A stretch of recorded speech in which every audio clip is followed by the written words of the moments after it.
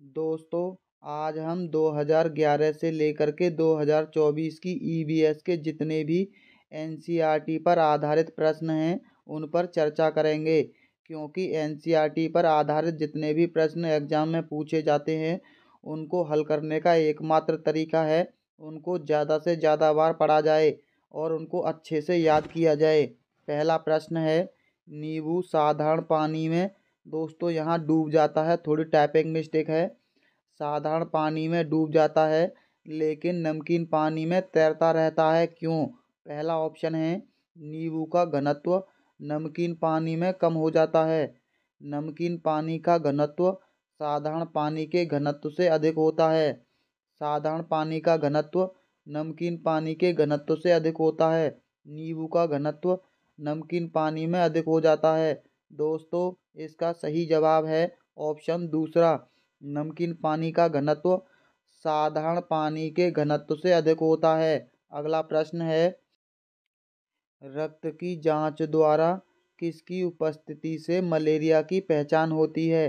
पहला है, लाल रक्त कोशिकाओं में मलेरिया परजीवी की, रक्त में क्षतिग्रस्त यकृत कोशिकाओं की, रक्त में मच्छर के लार्वे की, लाल रक्त कोशिकाओं में मच्छर के अंडे की। दोस्तों, इसका सही जवाब है ऑप्शन पहला, लाल रक्त कोशिकाओं में मलेरिया परजीवी की पहचान होती है। अगला प्रश्न है, किसके नेतृत्व में चिपको आंदोलन को बल मिला? पहला है, सुंदरलाल बहुगुणा के, अमृता देवी बिश्नोई के, मेघा पाटेकर के, ए के बनर्जी के। दोस्तों, इसका सही जवाब है ऑप्शन पहला, सुंदरलाल बहुगुणा के नेतृत्व में चिपको आंदोलन चलाया गया था। अगला प्रश्न है, एक किसान दानों को भूसे से अलग करना चाहता है, जिस प्रक्रिया से यह किया जा सकता है वह कहलाती है? पहला है, हस्तचयन, थ्रेसिंग, निष्पावन, फसल की कटाई। दोस्तों, इसका सही जवाब है ऑप्शन दूसरा, थ्रेसिंग कहलाती है ये प्रक्रिया। गांव के लोग इसे आसानी से जानते होंगे। थ्रेसर से गेहूं निकलते हैं, शहर के लोगों को ये याद रखना है, थ्रेसिंग। अगला प्रश्न है, यह देखा गया है कि पाचन क्रिया बाहर की अपेक्षा अमाशय के अंदर अधिक तेजी से होती है, क्योंकि? पहला है, अमाशय के अंदर भोजन का मंथन होता रहता है जिससे उसकी सतह का क्षेत्रफल बढ़ जाता है और एंजाइमों की क्रिया तेज हो जाती है। दूसरा है, पाचन रस अमाशय के अंदर अम्लीय होते हैं जबकि बाहर वे क्षारीय हो जाते हैं। अमाशय के अंदर भोजन की उपस्थिति में पाचन रस का उत्पादन बहुत ज़्यादा होता है। पाचक रस जब अमाशय के बाहर रखते हैं तो निष्क्रिय हो जाते हैं। दोस्तों, इसका सही जवाब है ऑप्शन पहला, अमाशय के अंदर भोजन का मंथन होता रहता है जिससे उसकी सतह का क्षेत्रफल बढ़ जाता है और एंजाइमों की क्रिया तेज हो जाती है। अगला प्रश्न है, भैंस की पीठ पर अक्सर बगुला पक्षी बैठा दिखाई देता है, ऐसा इसलिए होता है क्योंकि बगुला, पहला है, घास में पाए जाने वाले कीट खाता है, भैंस की पीठ पर बैठकर गाना पसंद करता है, उड़ने के बाद थोड़ा आराम करता है, भैंस की पीठ पर परजीवी कीट खाता है। दोस्तों, इसका सही जवाब है ऑप्शन डी, भैंस की पीठ पर परजीवी कीट खाता है। अगला प्रश्न है, एक पुरुष जिसका रक्त ओ है वह ए रक्त वाली स्त्री से शादी करता है, उसके जो बच्चे होंगे ओ समूह होने के कितनी संभावना है उन बच्चों के रक्त की? इसका सही जवाब है दोस्तों 50% संभावना है। अगला प्रश्न है, दोस्तों, टूटता तारा क्या है? पहला है, एक समान गति से चलने वाला तारा है, एक चमकता पिंड जो वायुमंडल में एक समान गति से चलता है, एक तारा जिसके एक सिरे पर पूंछ होती है, यहाँ दोस्तों उल्का होगा, उल्का जो पृथ्वी के वायुमंडल में प्रवेश करते ही आग पकड़ लेता है। दोस्तों, इसका सही जवाब है ऑप्शन डी, उल्काब जो पृथ्वी के वायुमंडल में प्रवेश करते ही आग पकड़ लेता है उसे टूटता तारा कहते हैं। अगला प्रश्न है, दोस्तों, आप हमारी वीडियो को लाइक और हमारे चैनल को सब्सक्राइब कर लीजिए क्योंकि हम और चैनलों की तरह आपका फालतू की बातों में कभी भी समय बर्बाद नहीं करते हैं। हम आपको जो चीज़ देनी है वही चीज़ कराते हैं। बाकी के फालतू की स्टोरी आपको सुना सुना कर आपका समय बर्बाद नहीं करते हैं। रेखा की माँ किसके लिए रोजाना तालाब से लाए पानी में फिटकरी डालती है? पहला है हल्के निलंबित अपद्रव्यों को अवसादित करने के लिए, कठोर जल को मृदु जल में परिवर्तित करने के लिए, पानी में मौजूद रोगाणुओं को खत्म करने के लिए, पानी को रंगहीन करने के लिए। दोस्तों, इसका सही जवाब है ऑप्शन पहला, हल्के निलंबित अपद्रव्यों को अवसादित करने के लिए वह ऐसा करती है। अगला प्रश्न है, रेत और नमक के मिश्रण को पृथक करने के लिए प्रक्रियाओं के निम्नलिखित 4 क्रमों में से किसका उपयोग किया जाना चाहिए? दोस्तों, इसका सही जवाब है ऑप्शन डी, पहले निस्यंदन, फिर निस्तारण, फिर वाष्पन और अवसादन। इन चारों प्रक्रियाओं का प्रयोग किया जाना चाहिए क्रमवाइज। अगला प्रश्न है, निम्नलिखित में से भोजन बनाने का कौन सा तरीका सबसे अच्छा है? दोस्तों, इसका सबसे सही जवाब है ऑप्शन डी, सब्जियों को अच्छी तरह से धोना और फिर काटना चाहिए। अगला प्रश्न है, निम्नलिखित में से जीव प्रक्रियाओं का कौन सा युग्म पेड़ पौधों और जीव जंतुओं दोनों में मिलता है? पहला है प्रजनन और भोजन बनाना, प्रजनन और अंकुरण, वृद्धि और अंकुरण। तीसरा है वृद्धि और प्रजनन, वृद्धि और भोजन बनाना। दोस्तों, इसका सही जवाब है ऑप्शन सी, वृद्धि और प्रजनन पौधों और जंतुओं में एक समान होता है। अगला प्रश्न है, मछली के लिए मछली घर में हवा वाला पंप रखा जाता है। पहला है जलीय पौधों को अधिक कार्बन डाइऑक्साइड उपलब्ध कराने के लिए, अधिक ऑक्सीजन को पानी में घुलने देने के लिए, मछली घर की शोभा बढ़ाने के लिए, पानी को साफ करने के लिए। दोस्तों, इसका सही जवाब है ऑप्शन बी, अधिक ऑक्सीजन को पानी में घुलने देने के लिए।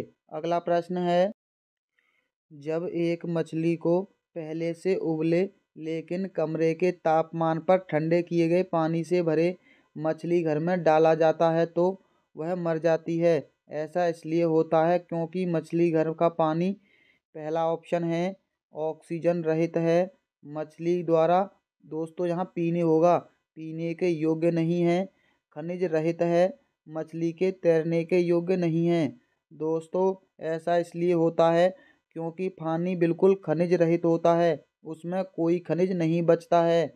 अगला प्रश्न है, निम्नलिखित में से कौन सा चांद की सतह की विशेषताओं के बारे में सबसे अच्छा वर्णन करता है? पहला है पानी नहीं है, पर्याप्त हवा है, ऊंचे पहाड़ हैं। दोस्तों, अगर पर्याप्त हवा होती तो चांद पर जाने के लिए मास्क का प्रयोग नहीं करना पड़ता, यानी ये कथन गलत है। पानी नहीं है, गहरे गड्ढे हैं, ऊंचे पहाड़ हैं। दोस्तों, ये कथन बिल्कुल सही है। हवा नहीं है, गुरुत्वाकर्षण नहीं है, पानी नहीं है। दोस्तों, गुरुत्वाकर्षण तो सभी ग्रहों का है और यहाँ भी गुरुत्वाकर्षण, यानी इसका सही जवाब ऑप्शन बी है, पानी नहीं है, गहरे गड्ढे हैं और ऊंचे पहाड़ हैं। अगला प्रश्न है, अल बिरूनी जिस देश से भारत आए थे उसका नाम है? पहला है बांग्लादेश, उज्बेकिस्तान, ओमान, अफगानिस्तान। दोस्तों, इसका सही जवाब है ऑप्शन बी, उज्बेकिस्तान से आए थे। अगला प्रश्न है, कांसा और ब्रांज के विषय में जिसका उपयोग गोलकोंडा के किले में मिली तोप में किया गया था, सही कथन को चुनिए। दोस्तों, कांसा के बारे में प्रश्न जरूर पूछा जाता है, चाहे कथन बनाकर या कैसे भी। इसका सही जवाब है ऑप्शन दूसरा, कांसा तांबा और टिन का मिश्रण होता है। ये चीज़ आप ध्यान रखना, तांबा को कॉपर भी कहते हैं, यानी तांबा और टिन दोनों का मिश्रण कांसा कहलाता है। अगला प्रश्न है, तरुण भारत संघ नामक संस्था किससे संबंधित है? पहला है विशेष रूप से सक्षम बच्चों को सिखाने में मदद करने से, स्कूल में दोपहर का पका हुआ भोजन उपलब्ध करवाने से आर्थिक रूप से कमजोर वर्गों के बच्चों के लिए निःशुल्क कोचिंग कक्षाएं चलवाने से दोस्तों, पुरानी झीलें पुनः निर्मित कराने से दोस्तों, तरुण भारत संघ ये संस्था थी राजस्थान की और इसका उद्देश्य था जो पुरानी झीलें हैं उन्हें दोबारा निर्माणित करवाना। अगला प्रश्न है, सांपों के संदर्भ में सही कथन चुनिए। दोस्तों, ये भी एनसीईआरटी पर आधारित प्रश्न है। हमारे देश में केवल 4 तरह के जहरीले सांप पाए जाते हैं। ये कथन बिल्कुल सही है। नाग यानी कोबरा जहरीले सांपों का एक प्रकार है। ये भी कथन बिल्कुल सही है। जहरीले सांप के 4 खोखले दांत होते हैं। दोस्तों, आपने कितनी मूवियों में देखा होगा केवल 2 दांत होते हैं, यानी तीसरा कथन गलत हो गया। इसका सही जवाब होगा ऑप्शन डी। ए, बी और डी कथन सही है। सांप के कांटे की दवाई सांप के जहर से बनाई जाती है। अगला प्रश्न है, निम्नलिखित में से पेट्रोलियम के सही अभिलक्षण को चुनिए। पहला है बदबूदार पतला और पीला द्रव्य, अच्छी गंध का पतला और नीला द्रव्य, बिना गंध का गाढ़ा तथा गहरे रंग का तरल, बदबूदार गाढ़ा और गहरे रंग का तेल। दोस्तों, इसका सही जवाब है ऑप्शन डी। ये बदबूदार होता है, गाढ़ा होता है और गहरे रंग का तेल होता है। अगला प्रश्न है, निम्नलिखित में से रोगों का वह समूह चुनिए जो मच्छरों से फैलता है। पहला है मलेरिया और चिकनगुनिया, डेंगू, मलेरिया और चिकनगुनिया, मलेरिया, हैजा, म्यादी बुखार, मलेरिया, डेंगू और हैजा। दोस्तों, इसका सही जवाब है ऑप्शन दूसरा। डेंगू फैलता है, मलेरिया फैलता है और चिकनगुनिया, ये तीनों रोग मच्छरों के काटने से फैलते हैं। हैजा पानी से फैलता है, यानी ये दोनों ऑप्शन गलत हो गए और ये दोनों ऑप्शन इसमें ही शामिल हैं। अगला प्रश्न है, मधुबनी चित्रों को बनाने के लिए चित्रकारों द्वारा उपयोग किए जाने वाले रंग होते हैं। पहला है अति उत्तम गुणवत्ता के फाइबर पेंट, सोने चांदी को घोलकर बनाए गए पेंट, पिसे हुए चावल के रंगीन घोल, विशेष प्रकार से बनी पोस्टर रंग। दोस्तों, इसका सही जवाब है ऑप्शन सी, पिसे हुए चावल के रंगीन घोल। अगला प्रश्न है, एक पश्मीना शॉल लगभग कितने साधारण स्वेटर के बराबर गर्म होती है तथा एक साधारण पश्मीना शॉल को बुनने हेतु कितने घंटों का समय लगता है। दोस्तों, इसका सही जवाब है ऑप्शन पहला। यह 6 साधारण स्वेटरों के बराबर गर्म होती है और इसको बनाने में 250 घंटों का समय लगता है। अगला प्रश्न है, निपेंथिस एक ऐसा छोटा पौधा है यानी घटपर्णी पौधा जो मेंढकों, कीड़े मकोड़ों और चूहे जैसे छोटे जीवों को अपने अंदर फंसाकर खा जाता है। हमारे देश में वह पौधा पाया जाता है। दोस्तों, मेघालय में, असम में, उड़ीसा में या अरुणाचल प्रदेश में। दोस्तों, ये पाया जाता है मेघालय राज्य में। अगला प्रश्न है, बिहार के गांवों में बहुत से किसान अतिरिक्त धन कमाने के लिए मधुमक्खी पालन करके शहद एकत्रित करने का कार्य करते हैं। मधुमक्खी पालन शुरू करने का सबसे अच्छा समय है। दोस्तों, मधुमक्खी से एक प्रश्न हर बार पूछा गया है। इसका सही जवाब है ऑप्शन तीसरा। अक्टूबर से दिसंबर का महीना मधुमक्खी पालन के लिए सबसे बेस्ट माना जाता है। अगला प्रश्न है, कांसा के बारे में सही कथन चुनिए। देखा दोस्तों, लगातार कांसे के बारे में पूछा गया प्रश्न। हमने कहा था कांसा किसी न किसी तरह से हर वर्ष पूछा जाता है। कांसा लोहे, चांदी तथा स्वर्ण की भांति एक तत्व है। दोस्तों, ये स्वर्ण की भांति एक तत्व नहीं है। दूसरा है, कांसे को तांबा तथा टिन से पिघलाकर तैयार किया जाता है। दोस्तों, हमने पहले भी बता दिया है आपको, तांबा और टिन का ये मिश्रण है, यानी बी कथन बिल्कुल सही है। तीसरा है, कांसा अत्यंत मजबूत होता है और इससे तोप तथा मूर्ति बनाई जाती हैं। दोस्तों, गोलकोंडा के किले में तोप का निर्माण कांसे से हुआ है, ये हमने पिछले ही पढ़ा है, यानी ये दोनों कथन सही हैं। इसको पढ़ने की ज़रूरत नहीं है क्योंकि केवल ऑप्शनों में 2 ही कथन दे रखे हैं। जब हमें 2 कथन सही मिल गए तो हमें इसको पढ़कर अपना टाइम वेस्ट क्यों करना, क्योंकि हमें एग्जाम में हर तरीके से टाइम बचाना है। इसका सही जवाब होगा बी और सी कथन सही वाला, यानी ऑप्शन बी। अगला प्रश्न है दोस्तों, इस तरह का प्रश्न सेम टू सेम पूछा जाता है अधिक बार। गांधीनगर यानी गुजरात का रहने वाला कोई व्यक्ति पहले भोपाल मध्य प्रदेश और फिर हैदराबाद यानी आंध्र प्रदेश जाना चाहता है। उसके सफ़र की दिशा क्या होगी? दोस्तों, उसकी सफ़र की दिशा होगी गांधीनगर से वो पहले भोपाल जाएगा तो वो सबसे पहले पूर्व दिशा की ओर जाएगा, क्योंकि गांधीनगर से मध्य प्रदेश गुजरात से सीधा मध्य प्रदेश पूर्व दिशा में है। और फिर वह दक्षिण दिशा में जाएगा, क्योंकि मध्य प्रदेश से आंध्र प्रदेश दक्षिण दिशा में है। अगला प्रश्न है, माउंट एवरेस्ट एक भाग है म्यांमार का, भारत का, तिब्बत का, नेपाल का? दोस्तों, ये भाग है नेपाल का। अगला प्रश्न है, उस वैज्ञानिक का क्या नाम है जिसने सर्वप्रथम मच्छर के पेट के अंदर ताक झाँक की और यह सिद्ध किया कि मलेरिया मच्छर से फैलता है, तथा इस अनुसंधान के लिए दिसंबर 1902 में चिकित्सा के क्षेत्र में नोबेल पुरस्कार दिया गया? दोस्तों, इनकी कहानी है एनसीईआरटी में छोटे से खाने में दे रखी है। इसका सही जवाब है ऑप्शन पहला, रोनाल्ड रोस थे, जिन्होंने मच्छर पर अपना एक्सपेरिमेंट किया था। इन्होंने अपनी कहानी लिखी है एनसीईआरटी में, उसका एक वर्णन है। अगला प्रश्न है, रजत ने अपने मित्र से कहा, मैं नहीं खेल सकता क्योंकि मुझे बुखार है। मैं कपकपी, बुखार, सिरदर्द और अंत में पसीना आने के चक्कर से गुजर रहा हूँ। रक्त की जांच के बाद डॉक्टर ने मुझे एक कड़वी दवाई दी है। रजत किस रोग से पीड़ित हो सकता है? दोस्तों, आपको ये बात अच्छे से पता है कि कपकपी किस में आती है, यानी मलेरिया में। जब भी मलेरिया बुखार आता है तो सभी लोग रजाई या कंबल मांगते हैं, यानी इसका सही जवाब ऑप्शन ए है, मलेरिया। अगला प्रश्न है, अल ब्रूनी कौन था? पहला प्रश्न है, वह एक यात्री था जिसने भारत के सभी लोगों की संस्कृति का अध्ययन करने के लिए कश्मीर से कन्याकुमारी तक की यात्रा की। दूसरा है, वह एक कुतुबशाही सुल्तान था जिसने हमारे देश में लगभग 40 वर्ष शासन किया।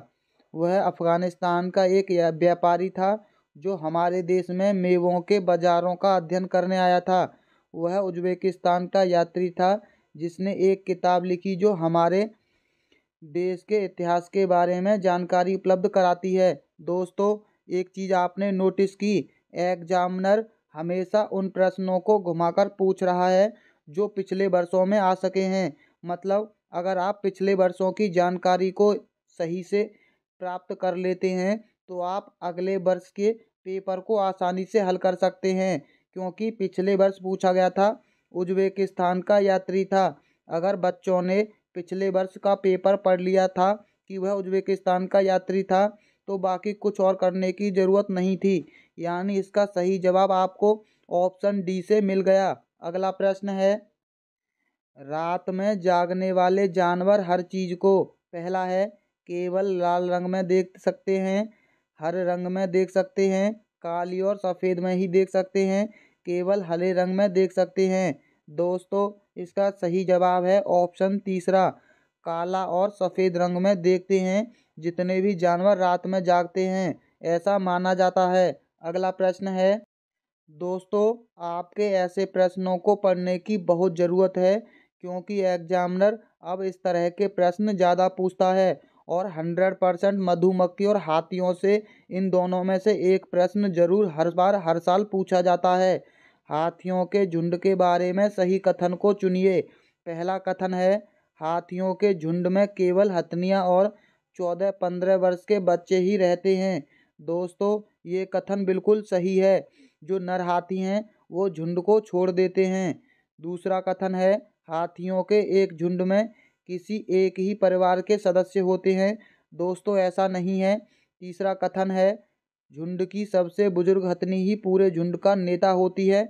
दोस्तों मुखिया हथनी ही होती है, ये भी कथन सही है। एक झुंड में हथनियों और बच्चों की संख्या कितनी भी हो सकती है। दोस्तों ये कथन गलत है, ये संख्या सीमित होती है, संख्या ज़्यादा नहीं होती। यानी इसका सही जवाब होगा ऑप्शन तीसरा, ए और सी कथन सही हैं। अगला प्रश्न है, पंखुड़ियों के अंदर फूल के बीज में कुछ पतली पाउडर जैसी रचनाएं दिखाई देती हैं, उन्हें कहते हैं। पहला है वर्तिकाग्र, परागकोश, पराग मूलांकुर। दोस्तों उसे कहा जाता है पराग। अगला प्रश्न है, यदि आप रेलगाड़ी द्वारा अहमदाबाद यानी गुजरात जाएं तो आपको रेलवे स्टेशन पर अधिकतर बेचने वाले खाने की कौन सी चीज़ें बेचते मिलेंगे। पहला है पूरी, साग तथा ठंडा दूध, ढोकला, चटनी, नींबू वाले चावल, छोले भटूरे तथा लस्सी, इडली चटनी तथा बाड़ा चटनी। दोस्तों गुजरात में पाया जाता है ढोकला। आप इसका सही जवाब ढोकला से भी लगा सकते हैं, ऑप्शन बी। और छोले भटूरे पाए जाते हैं पंजाब में। अगला प्रश्न है, अपनी पक्षी अपनी गर्दन बहुत अधिक हिलाते हैं, इसका कारण क्या है। पहला है उनके कान पंखों से ढके होते हैं। दूसरा है उड़ सकते हैं, पक्षियों की आँखों की पुतली घूम नहीं सकती, पक्षियों की आँखें छोटी होती हैं। दोस्तों इसका सही जवाब है ऑप्शन सी, उनकी गर्दन घुमाते हैं क्योंकि उनकी पुतलियाँ घूम नहीं सकती, इसीलिए वो गर्दन घुमा घुमा कर देखते हैं। अगला प्रश्न है, निदान के पश्चात कोई डॉक्टर रोगी से यह कहता है कि उसके खून में हीमोग्लोबिन की कमी है, तो उस रोगी को आयरन की कमी को पूरा करने के लिए क्या क्या खाना चाहिए। दोस्तों इनमें से सबसे ज़्यादा आयरन किस में पाया जाता है। इसका सही जवाब है ऑप्शन पहला, आंवला, हरी पत्तेदार सब्जियां और गुड़ में सबसे ज़्यादा आंवला माफ़ कीजिए आयरन पाया जाता है, यानी लोहा। इन चीज़ों में सबसे ज़्यादा लौह तत्व पाया जाता है, आंवला, हरी पत्तेदार सब्जियां और गुड़ में। अगला प्रश्न है, ये देखिए दोस्तों लगातार हाथी के बारे में पूछा गया प्रश्न। हाथी गंदे पानी में खेलना पसंद करते हैं क्योंकि इससे उनके शरीर को ठंडक मिलती है। दोस्तों ये कथन बिल्कुल सही है। अधिकांश हाथी दिन में लगभग 4 घंटे आराम करना और सोना पसंद करते हैं। दोस्तों ये कथन गलत है, हाथी 4 से 5 घंटे ही सोता है। 3 महीने के हाथी के बच्चे का वजन लगभग 200 किलोग्राम होता है। दोस्तों ये कथन बिल्कुल सही है, उसका वजन 200 किलोग्राम होता है। अधिकांश बड़े हाथी एक दिन में लगभग 100 किलोग्राम पत्तियां खाता है। दोस्तों ये भी कथन बिल्कुल सही है, यानी पहला, तीसरा और चौथा कथन सही है। इसका सही जवाब होगा ऑप्शन तीसरा, पहला, तीसरा, चौथा कथन सही है। अगला प्रश्न है, मधुबनी चित्रकला के बारे में सही कथन चुनिए। पहला है, इन चित्रों को बनाने में नील, हल्दी, फूल, पेड़ों के रंग आदि का इस्तेमाल किया जाता है। दोस्तों पहला कथन बिल्कुल सही है। इन चित्रों में इंसान, जानवर, पेड़, फूल, पंछी, मछलियाँ आदि दिखाए जाते हैं, ये भी कथन सही है। यह लोक चित्रकला बहुत पुरानी है और इसका नाम मधुबनी नामक स्थान के नाम पर पड़ा, ये भी बिल्कुल कथन सही है। मधुबनी राजस्थान का अति प्रसिद्ध जिला है। दोस्तों मधुबनी जो जिला है वो राजस्थान का नहीं बल्कि बिहार का जिला है, यानी डी कथन गलत है। ए, बी और सी कथन सही हैं। इसका सही जवाब होगा ऑप्शन डी। अगला प्रश्न है, कोई पक्षी पेड़ की ऊंची डाल पर अपना घोंसला बनाता है, पक्षी हो सकता है। पहला है शकरखोरा, कलचिड़ी, कौआ, फाख्ता। दोस्तों जो सबसे ऊंची डाल पर बनाएगा यानी सबसे चालाक पक्षी होगा, यानी इसका सही जवाब है ऑप्शन सी, कौआ बहुत चतुर होता है, वो सबसे ऊंची डाल पर अपना घोंसला बनाता है। अगला प्रश्न है, पोचमपल्ली एक गांव है, यह गांव एक विशेष प्रकार के कपड़े की बुनाई के लिए प्रसिद्ध है और इसे भी पोचमपल्ली ही कहते हैं। यह गांव निम्नलिखित में से किसका भाग है। दोस्तों हम आपको एक सलाह देते हैं, जब भी पोचमपल्ली शब्द आपको दिखाई दे और प्रश्न बहुत ही लंबा हो तो आपको पूरा प्रश्न पढ़ने की ज़रूरत नहीं है, आप उसको आंखें बंद करके इसका सही जवाब तेलंगाना लगा दीजिए। यहाँ आंध्र प्रदेश हमने इसलिए लिख रखा है क्योंकि पहले ये आंध्र प्रदेश का भाग था, लेकिन अब वर्तमान में ये तेलंगाना का भाग है। जब ये 2014 में प्रश्न पूछा गया था तब इसका सही जवाब आंध्र प्रदेश था, लेकिन अब इसका सही जवाब तेलंगाना माना जाएगा क्योंकि पोचमपल्ली अब तेलंगाना का भाग है। अगला प्रश्न है, रेगिस्तानी ओक के बारे में सही कथन चुनिए। पहला है, यह पेड़ ऑस्ट्रेलिया में पाया जाता है। दोस्तों ये कथन बिल्कुल सही है। दूसरा है, यह एक विशेष प्रकार का पेड़ है जिसकी जड़ें टहनियों से लटकी हैं। दोस्तों इसकी जड़ें टहनियों से लटकी नहीं होती हैं, वो वृक्ष की होती हैं। इस पेड़ की जड़ें जमीन में उस गहराई तक जाती हैं जब तक कि पानी तक ना पहुंच जाएं।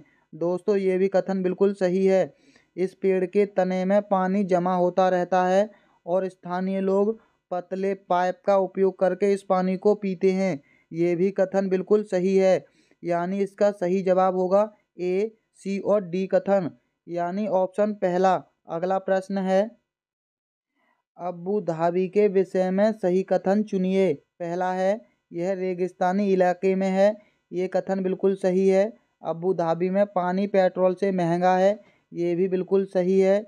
यहाँ की स्थानीय भाषा अरबी है। ये भी बिल्कुल सही है।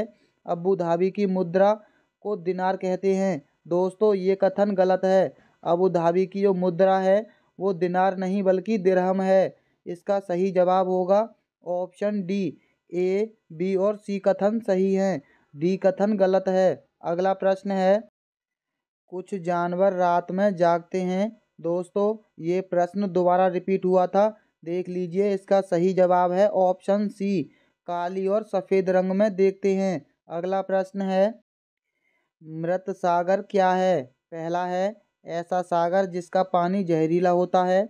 ऐसा सागर जो सभी महासागरों व सागरों से ज़्यादा नमकीन है। तीसरा है, ऐसा सागर जिसमें ज्वार भाटे बहुत तीव्र गति से आते हैं। ऐसा सागर जिसमें जहाज चलना खतरनाक होता है। दोस्तों इसका सही जवाब है ऑप्शन दूसरा, ऐसा सागर जो सभी महासागरों और सागरों से ज़्यादा नमकीन है। दोस्तों इससे मिलता जुलता प्रश्न पहले भी पूछा गया था, वहाँ नींबू के बारे में बात की गई थी, वहाँ भी पानी नमकीन कर रहा था। अगला प्रश्न है, पसंद नापसंद के बारे में चर्चा करते समय किसी छात्र ने कहा, मुझे और मेरी माँ दोनों को सांप खाना बहुत पसंद है। जब भी हमारे पास सांप खाने की इच्छा होती है हम पास के किसी होटल में जाकर लिंग हू फेन खाते हैं। यह छात्र कहाँ का हो सकता है।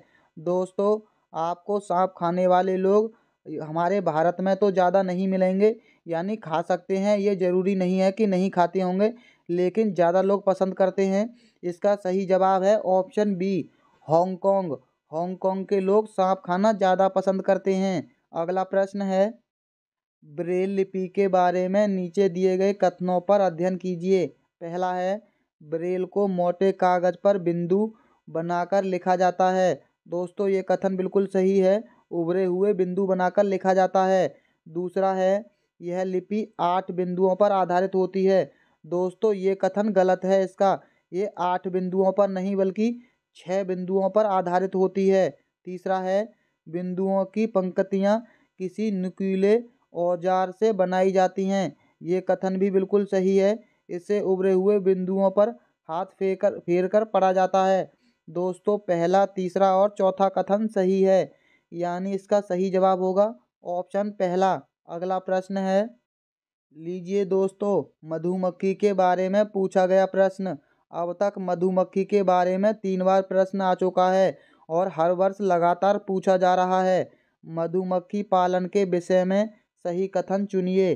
पहला है, मधुमक्खी पालन शुरू करने का सबसे अच्छा समय जनवरी से मार्च तक का है। दोस्तों हमने आपको पहले भी बताया था कि एग्जामिनर पिछले वर्ष में जो प्रश्न पूछता है उससे मिलता हुआ देता है। पिछले वर्ष में आपको दे रखा था कि ये अक्टूबर से दिसंबर का महीना बेस्ट माना जाता है और यहाँ जनवरी से मार्च की बात कर रहा है, यानी इसका सही जवाब ऑप्शन पहला है। दोस्तों आपको यही करना है कि सभी वर्षों के जितने भी प्रश्न हैं उनको अगर आप अच्छे से सही से पढ़ लेते हैं तो आने वाले जो प्रश्न हैं इसमें से ही मिलते जुलते मिलेंगे। लीची के फूल मधुमक्खियों को लुभाते हैं, ये कथन बिल्कुल सही है। मधुमक्खी पालने और उनके द्वारा उत्पादित शहद का भंडार करने के लिए बक्सों की आवश्यकता होती है, ये भी कथन बिल्कुल सही है। मधुमक्खियों के लिए मीठा घोल बनाने के लिए चीनी खरीदी जाती है। दोस्तों ये तीनों कथन बिल्कुल सही हैं।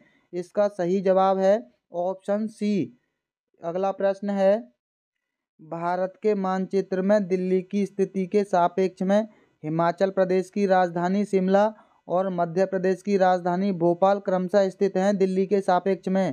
पहला है, माफ़ कीजिए दोस्तों, इसका सही जवाब बता देते हैं हम डायरेक्ट, क्योंकि कंफ्यूज होता है बाद में। इसका सही जवाब है ऑप्शन सी, दिल्ली के सापेक्ष में शिमला है दक्षिण पूर्व में और मध्य प्रदेश यानी भोपाल है उत्तर पश्चिम में। अगला प्रश्न है, कोई डॉक्टर एक मरीज को खाने के लिए कुछ दवाएं लिखता है और साथ ही गुड़, आंवला और हरी पत्तेदार सब्जियां जरूर खाने का सुझाव देता है। यह मरीज किस रोग से पीड़ित होना चाहिए? दोस्तों देखा, हमने आपको बताया था कि पिछले वर्षों से मिलते जुलते हुए प्रश्न पूछता है, यानी ये जानकारी पिछले वर्षों पर आधारित है। अनीमिया जो रोग दे रखा था वो पहले प्रश्न में दे रखा था कि अगर किसी को अनीमिया रोग हो तो उसे क्या खाना चाहिए। इसका सही जवाब है ऑप्शन सी, अनीमिया रोग है ये। गुड़, आंवला और हरे पत्तेदार सब्जियां खाने की बात करता है तो उसे अनीमिया रोग है। अगला प्रश्न है, निम्नलिखित समूह में से उस समूह को चुनिए जिससे खाना पकाने के तरीके दिए गए हैं। दोस्तों ये बात आप अच्छे से जानते हैं, इसको बताने की ज़रूरत नहीं है। सेक कर खाना पकाते हैं, तल कर पकाते हैं और भून कर, बेल कर नहीं पकाते हैं और गूंद कर भी नहीं पकाते हैं। इसका सही जवाब है ऑप्शन तीसरा, सेक कर खाना पकाया जाता है, तल कर भी और भून कर भी। अगला प्रश्न है, रेगिस्तानी ओक एक पेड़ का नाम है जिसकी जड़ें उस गहराई तक जमीन में भीतर जाती हैं जब तक कि पानी तक ना पहुंच जाएं। इस पेड़ की जड़ों की गहराई उस पेड़ की ऊंचाई के लगभग 30 गुनी होती है। यह पेड़ कहाँ पाया जाता है? दोस्तों अब आप खुद देख लीजिए, ये कथन और कार्ड में दे रखा था, वहाँ ऑस्ट्रेलिया इसका सही जवाब था। यानी जो कथन था कि ये पेड़ ऑस्ट्रेलिया में पाया जाता है, वहाँ ये कथन बिल्कुल सही था। एग्जामिनर आपको इतना आसान पेपर देता है, सिर्फ आपको पैटर्न को समझने की ज़रूरत है। पिछले वर्षों से मिलते जुलते प्रश्न एग्जामिनर जरूर देता है। इससे पहले ही उसने रेगिस्तानी ओक का प्रश्न पूछा था और यहाँ इस प्रश्न को इतना आसान बना दिया। अगला प्रश्न है, दोस्तों आप इस प्रश्न को ही ले लीजिए। माउंट एवरेस्ट के बारे में इससे पहले कथन पूछा गया था, वहाँ पूछा गया था कि ये किसका भाग है। चलिए इसी के आधार पर इसको सही कर लेते हैं, बाकी की जानकारी को हम बीच में छोड़ देते हैं। यह नेपाल का भाग है, यह भारत का भाग है, यह तिब्बत का भाग है या यह जम्मू कश्मीर का भाग है? दोस्तों आपने ये देखा था, यह नेपाल का भाग था। इसकी चोटी की ऊंचाई 8,848 मीटर है। केवल हम इसी जानकारी से इस प्रश्न को सही कर सकते हैं। अब आप खुद देख लीजिए, एक साथ पेपरों को हल करने का ये तरीका इसीलिए बेस्ट माना जाता है क्योंकि इससे हमें चीज़ों को जोड़कर आसानी होती है एग्जाम को समझने में। अगला प्रश्न है, दोस्तों ये लीजिए, कांसा के बारे में, टिन और किसका मिश्रण है? तांबा का। अगला प्रश्न है, कुछ पक्षी हमारी तुलना में 4 गुनी अधिक दूरी तक देख सकते हैं। ये पक्षी हैं बाज, कबूतर और तोता, चील, बाज और गिद्ध, फाख्ता, कौवा और मोर, कौवा, चील और बुलबुल। दोस्तों जो सबसे ऊंचाई पर उड़ते हैं वो पक्षी होते हैं। इसका सही जवाब है ऑप्शन बी, चील, बाज और गिद्ध। ये बहुत ही अधिक ऊंचाई पर उड़ते हैं। अगला प्रश्न है, नीचे दिया गया पैराग्राफ पढ़िए जिसे गांव के एक छात्र ने अपने घर के विषय में लिखा है। मैं गांव से आया हूं, हमारे गांव में अत्यधिक वर्षा होती है, इसीलिए हमारे घर धरती से लगभग 10 से 12 फीट ऊपर यानी 3 से 3.5 मीटर ऊंचे बने होते हैं। उन्हें मजबूत बांस के खम्भों पर बनाया जाता है। यह घर अंदर से भी लकड़ी के बने होते हैं। यह गांव हो सकता है? दोस्तों इसका सही जवाब है ऑप्शन ए, ये गांव है असम में। दोस्तों यहाँ ये प्रश्न दे रखा है, एग्जामिनर आगे के वर्षों में इस प्रश्न को घुमाएगा। आप ध्यान देना, हम आपको ये प्रश्न आगे दिखाएंगे कि एग्जामिनर किस तरह से प्रश्नों को पूछता है। अगला प्रश्न है, निम्नलिखित पक्षियों में से कौन सा काफी हद तक अपनी गर्दन को पीछे तक घुमा सकता है। दोस्तों, ये प्रश्न दो तरीके से पूछा जाता है। एक तरह से पूछा जाता है कि अपनी गर्दन को पीछे काफी हद तक घुमा सकता है, और एक प्रश्न पूछा जाता है कि झटके से अपनी गर्दन पीछे कौन घुमाता है। दोनों का जवाब अलग अलग है। इसका सही जवाब है ऑप्शन बी, ये उल्लू अपनी गर्दन को, माफ कीजिए, इसका सही जवाब ऑप्शन ए है। उल्लू अपनी गर्दन को 270 डिग्री तक पीछे घुमा सकता है, और जब भी झटके से पीछे घुमाने की बात आएगी, इसका सही जवाब होगा मैना। मैना अपनी गर्दन को झटके से पीछे घुमाती है। अगला प्रश्न है, ये देख लीजिए दोस्तों, ब्रेल लिपि के बारे में मोटे कागज पर उभरे हुए बिंदु बने होते हैं। यह लिपि आधारित होती है। हम पहले पढ़ चुके हैं इस प्रश्न को। 6 बिंदुओं पर आधारित होती है। देखा एग्जामिनर कैसे प्रश्न पूछता है। आप 2024 तक ये सभी प्रश्न पढ़ लेंगे तो आपका पेपर हल करने का आसान तरीका और कॉन्फिडेंस सातवें आसमान पर होगा। अगला प्रश्न है, हमारे देश के नीचे दिए गए किसी एक भाग में खाने की चीज़ें जैसे टैपियोका और नारियल को लोग अपने घर के आंगन में उगाते हैं, और उनसे जो खाना बनता है उसे वह बहुत पसंद करते हैं। दोस्तों, इसका सही जवाब है ऑप्शन सी। एक बात याद रखना, टैपियोका के साथ नारियल आए तो उसका संबंध केरल से होगा, और ये नारियल खाली मछली के साथ आए तो उसका संबंध गोवा से होगा। इसका सही जवाब है ऑप्शन सी। जब भी टैपियोका शब्द दिखाई दे, इसका सही जवाब केरल होगा।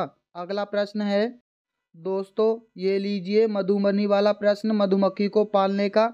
आपको पता है इसका सही जवाब अक्टूबर से दिसंबर। अगला प्रश्न है दोस्तों, जो तरीका हम एग्जाम को आपको समझने में हम बता रहे हैं, ऐसा तरीका आपको पूरे यूट्यूब पर कहीं नहीं मिलेगा, क्योंकि कोई और लोग आपको इतना आसान पेपर नहीं समझा सकता है। क्योंकि अगर वो पेपर समझा देंगे तो आप उनकी वीडियो को बार बार नहीं देखोगे। इसीलिए वो लोग सिर्फ पेपर को पढ़ाते हैं, आपको समझाते नहीं हैं। क्या आप इसके लिए हमारी वीडियो को लाइक नहीं कर सकते? चलिए वीडियो को लाइक कीजिए। और एक बात, केवल इस वीडियो को केवल उन्हीं दोस्तों को शेयर करना जिसको आप चाहते हैं कि मेरा ये दोस्त मेरा सबसे अच्छा दोस्त है, केवल इसी का सीटेट पास होना चाहिए। फालतू के लोगों को शेयर करने की ज़रूरत नहीं है। मिजोरम में की जाने वाली झूम खेती के विषय में निम्नलिखित कथनों का अध्ययन कीजिए। इनमें से सही कथन चुनिए। दोस्तों, यहाँ झूम की खेती का प्रश्न पहली बार पूछा गया है। इसका मतलब ये है कि ये प्रश्न आगे के वर्षों में जरूर पूछा जाएगा। एक फसल को काटने के पश्चात भूमि को कुछ वर्षों तक खुला छोड़ देते हैं। दोस्तों, ये कथन बिल्कुल सही है। ऐसा ही किया जाता है। इस भूमि पर उगने वाले बांस और खरपतवार जो भी कुछ होता है उसे जला दिया जाता है। ये भी कथन बिल्कुल सही है। बीज बोने से पहले भूमि को गहरी जुताई की जाती है। दोस्तों, इस कथन पर विशेष ध्यान देना, गहरी जुताई की जाती है, ये कथन गलत है। उसे जोता नहीं जाता है, क्योंकि आगे प्रश्न उसी कथन पर दे रखा होता है जो या तो सही हो या गलत हो। डी है, एक ही खेत में 3-4 भिन्न भिन्न प्रकार की फसलें उगाई जाती हैं। ये कथन बिल्कुल सही है। ई है, आवश्यकता अनुसार रासायनिक उर्वरकों और कीटनाशकों का उपयोग होता है। दोस्तों, एक चीज़ समझ लीजिए, इसमें किसी भी प्रकार की दवाई का प्रयोग नहीं होता है। यानी सी और ई, ये दोनों कथन गलत हैं। इसका सही जवाब है ऑप्शन बी। ए, बी और डी कथन सही हैं। आपको इन दोनों कथनों को याद रखना है, क्योंकि आगे इस पर प्रश्न जरूर पूछा जाएगा। अगला प्रश्न है, यदि हम पक्षियों का अवलोकन करते हैं तो हम यह पाते हैं कि अधिकांश पक्षी अपनी गर्दन अत्यधिक हिलाते हैं। दोस्तों, ये लीजिए, ये प्रश्न दोबारा रिपीट हुआ है। आप देख लीजिए, फिर सिर्फ थोड़े बहुत शब्दों का हेर फेर है। ऑप्शन चेक कर लीजिए, आपको आंसर आसानी से पता चल जाएगा। अधिकांश पक्षियों के नेत्र स्थिर होते हैं और घूम नहीं सकते। देखा दोस्तों, ये कथन बिल्कुल सही है। उनके नेत्र स्थिर होते हैं, इसीलिए वो अपनी गर्दन घुमाते हैं। उनकी जो आंखें हैं वो घूम नहीं सकती। ये चीज़ हमने पहले भी पढ़ी थी। इसका सही जवाब यही है। बाकी के और ऑप्शन चेक कर लीजिए। इनके कान ढके होते हैं और वे उड़ सकते हैं। पक्षियों के 2 नेत्र होते हैं। इनके नेत्र 2 भिन्न भिन्न वस्तुओं को एक ही समय पर फोकस कर सकते हैं। दोस्तों, इसका जो सही जवाब है वो ऑप्शन ए है। इसीलिए अपनी गर्दन घुमाते हैं क्योंकि पक्षियों की आंखें स्थिर होती हैं। ये प्रश्न 2 बार रिपीट हो गया। अगला प्रश्न है, रीना आम पसंद करती है, वह उन्हें जाड़े के लिए संरक्षित करना चाहती है। निम्नलिखित में से कौन सा तरीका संरक्षण के लिए सर्वाधिक उपयुक्त है? दोस्तों, इसका सही जवाब है ऑप्शन पहला। अचार और आम पापड़ बनाकर आम को संरक्षित किया जा सकता है। जूस तैयार करना और वायुरोधी डिब्बे में भरना, जूस खराब हो जाता है दोस्तों, आप उसे किसी में भी रख लेना, प्लास्टिक के थैले में रख लेना, तब भी आम खराब हो जाएंगे। फ्रिज में भी ज़्यादा दिनों तक आम नहीं चलेंगे।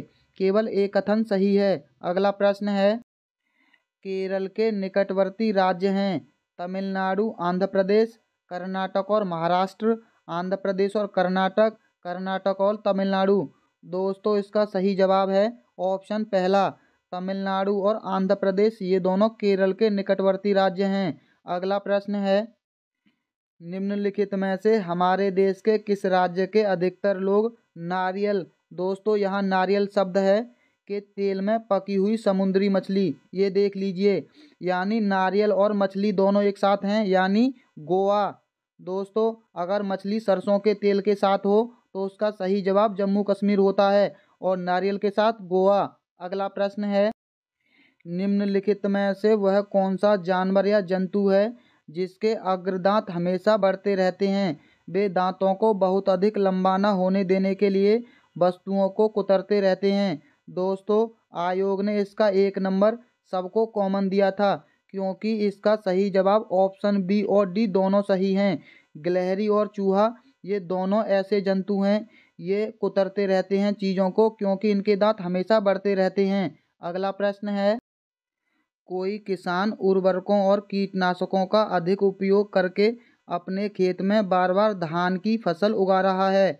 ऐसा करने से उसके खेत की मृदा, दोस्तों एक चीज़ बार बार उगाना और कीटनाशकों का प्रयोग करने से धरती बंजर हो जाती है। अगला प्रश्न है, ये लीजिए दोस्तों, रेगिस्तानी ओक के बारे में चौथी 5वीं बार प्रश्न पूछा गया है। रेगिस्तानी ओक एक वृक्ष है जिसकी ऊंचाई हमारी कक्षा के कमरे के लगभग बराबर अर्थात 4 मीटर होती है। दोस्तों, ये कथन बिल्कुल सही है। इस वृक्ष की जड़ें वृक्ष की ऊंचाई की लगभग 30 गुनी गहराई तक जमीन के भीतर जाती हैं जब तक कि पानी तक ना पहुंच जाएं। दोस्तों, ये कथन आपने पहले भी पढ़ा है। इस वृक्ष के तने में पानी एकत्रित होता है, ये भी कथन आपने पढ़ा है। यह वृक्ष अबू धाबी में पाया जाता है। दोस्तों, आपने ये प्रश्न कई बार पढ़ लिया है कि ये वृक्ष ऑस्ट्रेलिया में पाया जाता है, यानी डी कथन गलत है। जिस भी ऑप्शन में डी है आप उसे काट दीजिए और इसका सही जवाब बचा ऑप्शन डी। ए, बी और सी कथन सही हैं। अगला प्रश्न है, नई दिल्ली में रहने वाला कोई व्यक्ति पहले भोपाल और फिर रांची झारखंड का भ्रमण करना चाहता है, उसकी यात्रा की दिशा क्या होगी? दोस्तों, उसकी यात्रा की दिशा होगी, पहले वह दक्षिण दिशा में जाएगा, उसके बाद फिर वह पूर्व दिशा में जाएगा। अगला प्रश्न है, नीचे दिए गए सभी जानवरों में निम्नलिखित में से कौन सी विशेषता पाई जाती है? छिपकली, गौरैया, कछुआ और सांप। दोस्तों, इसका सही जवाब है ऑप्शन पहला।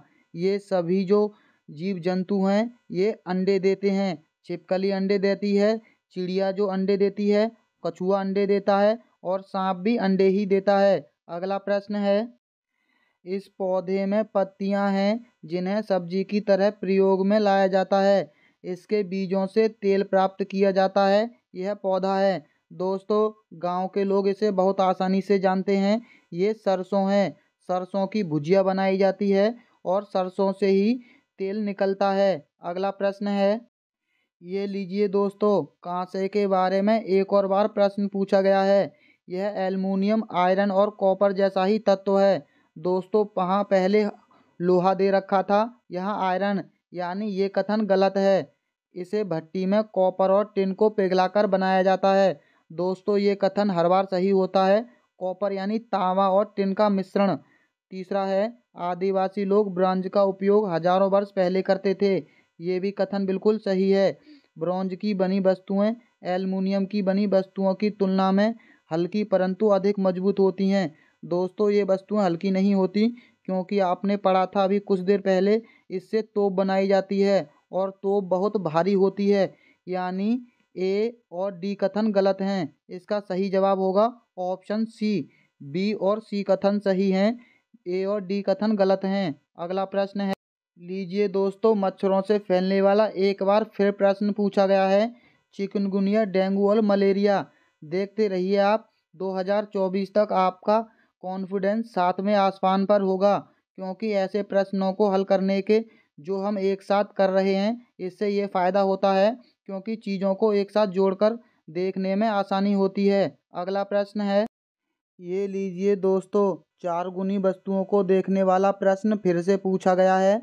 इसका सही जवाब आपको पता है, चील, गरुड़ और गिद्ध। अगला प्रश्न है, नीचे दिए गए खेती करने के विवरण को पढ़िए और उस ढंग की पहचान कीजिए। एक फसल को काटने के पश्चात खेत को कुछ वर्षों के लिए खाली छोड़ दिया जाता है। उसमें कुछ भी नहीं उगाया जाता।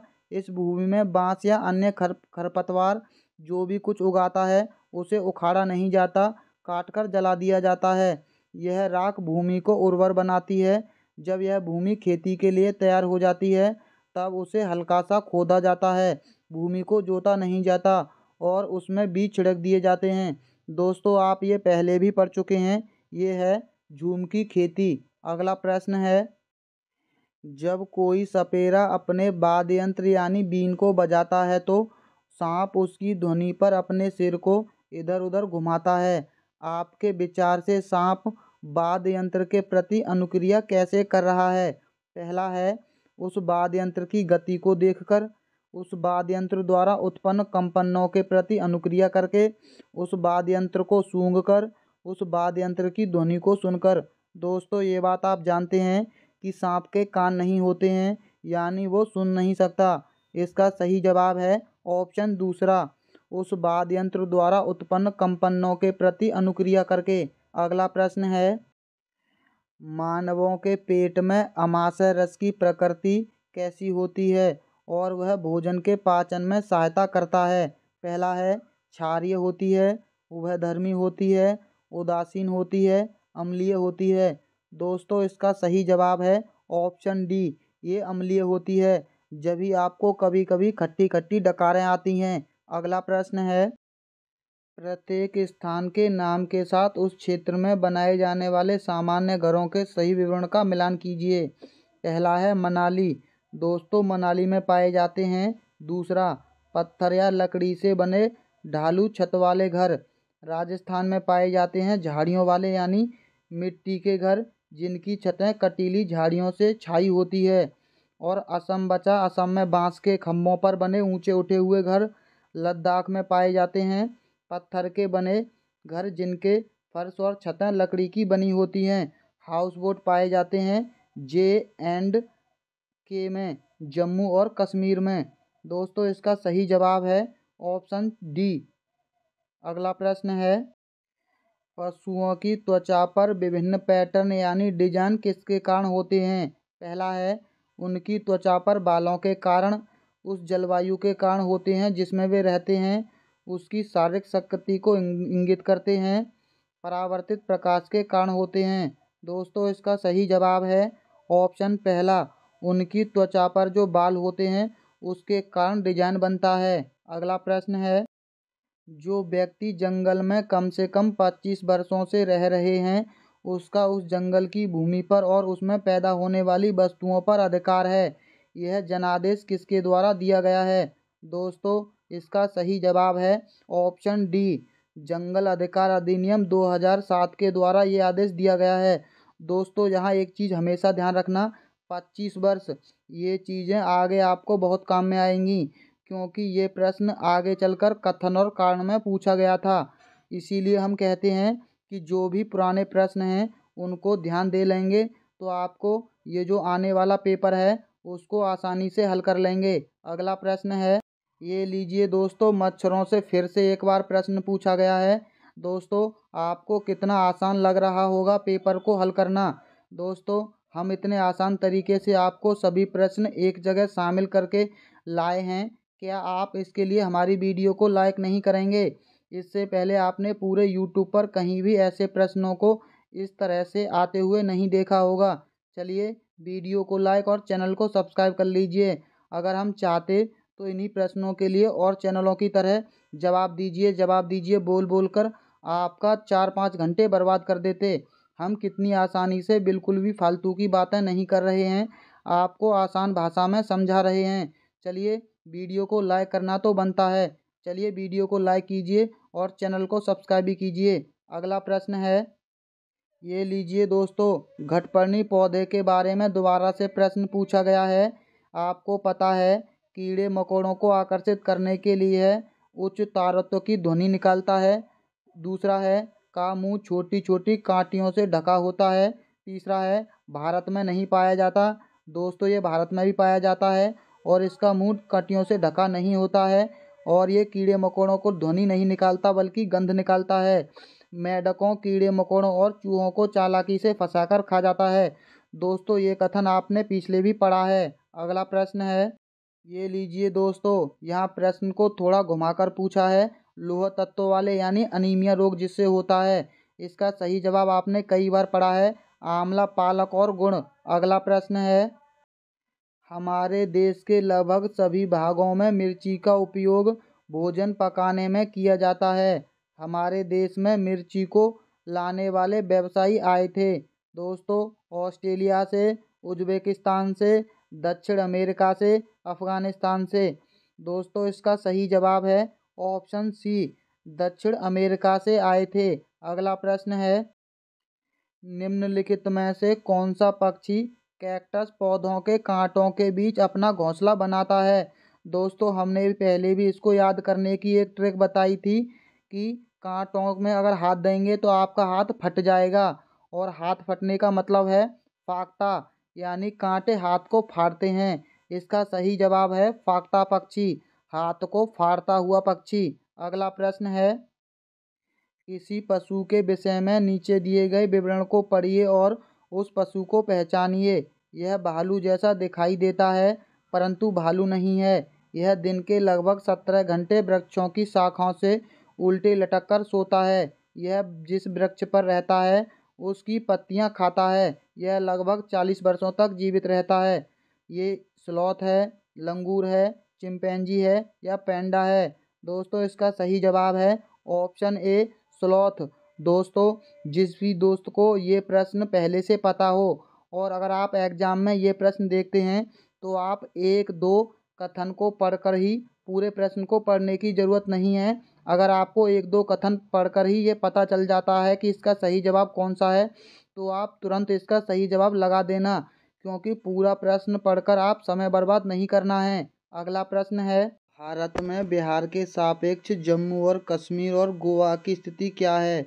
दोस्तों इसका सही जवाब है ऑप्शन तीसरा, उत्तर पश्चिम और दक्षिण पश्चिम।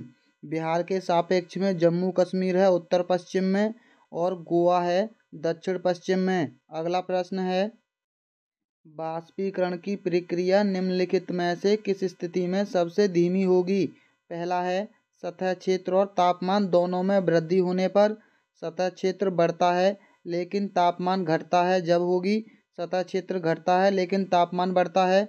दोस्तों इसका सही जवाब है ऑप्शन चौथा, सतह क्षेत्र और तापमान दोनों में कमी होने पर। अगला प्रश्न है, स्थानों, दूरियों और दिशाओं की सापेक्ष स्थिति को समझने की क्षमता।